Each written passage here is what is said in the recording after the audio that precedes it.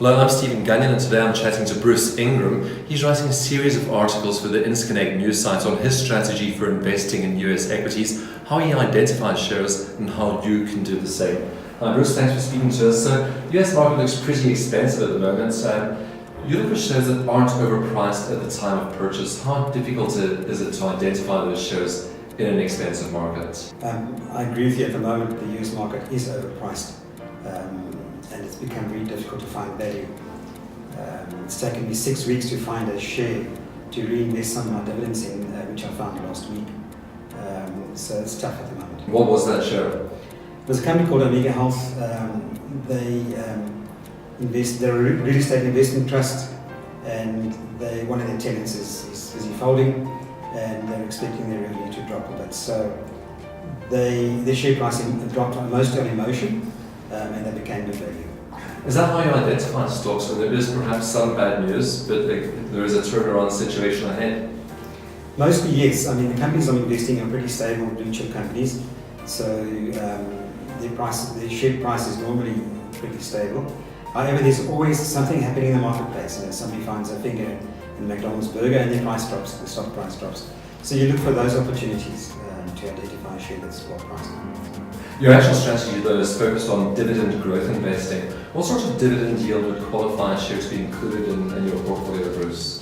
I've tried to achieve average dividend income of 4%, but shares typically pay dividends of between 2.5% to 7%. Those are the shares I look for. Companies that pay too high a dividend are not going to reinvest in their company, and their share price growth is going to be low, and subsequently the dividend growth is going to be low. Also, if they pay too low a dividend, it's not producing the income that I require.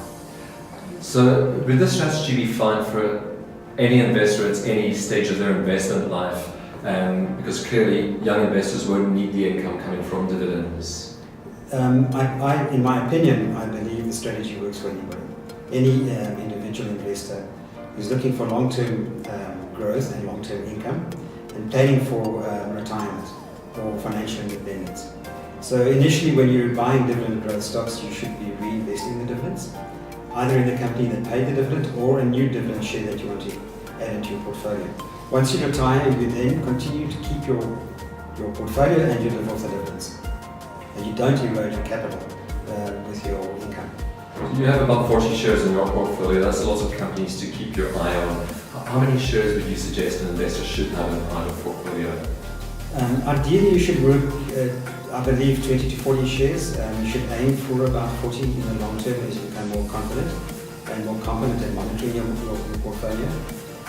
If you have 40 shares, then each share is on average 2.5% of your portfolio, so you've got a lot of diversification and protection against one share losing a lot of value. How about exchange-traded funds for the new investor that doesn't have the time or the capacity to go through all 40 shares? Would that be a way to capitalize on this strategy with the Dividend Aristocrats ETF perhaps? I agree with you. In the beginning, I would recommend using a Dividend Aristocrat ETF. It allows you to get your feet wet, it allows you to learn a little bit more about the market, and then as you get a little bit more confidence, I would then suggest you buy individual shares. That's what I did, and that's how I grew my portfolio and grew my knowledge. The advantage of doing your own, let's call it ETF, or your own fund, is that you can buy and sell the stock when you want to. You can take advantage of well-priced shares when you want to, and you're not paying anybody any fees. Okay, so give us an example of some of the shares that are sitting in your portfolio at the moment. I think I have 42 stocks at the moment, and typical examples are companies like Lockheed Martin, have been increasing their dividends for more than 15 years. Microsoft increased their dividend for more than 16 years. Apple more than 6 years. Stanley Black & Decker has increased their dividend for more than 50 years. Altria Group have increased their dividend for more than 48 years.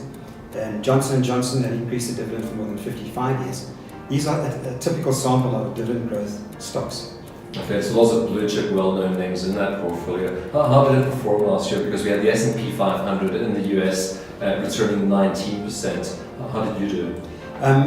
For the last 2 years, I've exceeded 20%, 21% for the last 2 years of my portfolio. Okay, Bruce, we don't want to give everything away just yet. As Bruce Ingram, you can look out for his articles on the INCE Connect news site.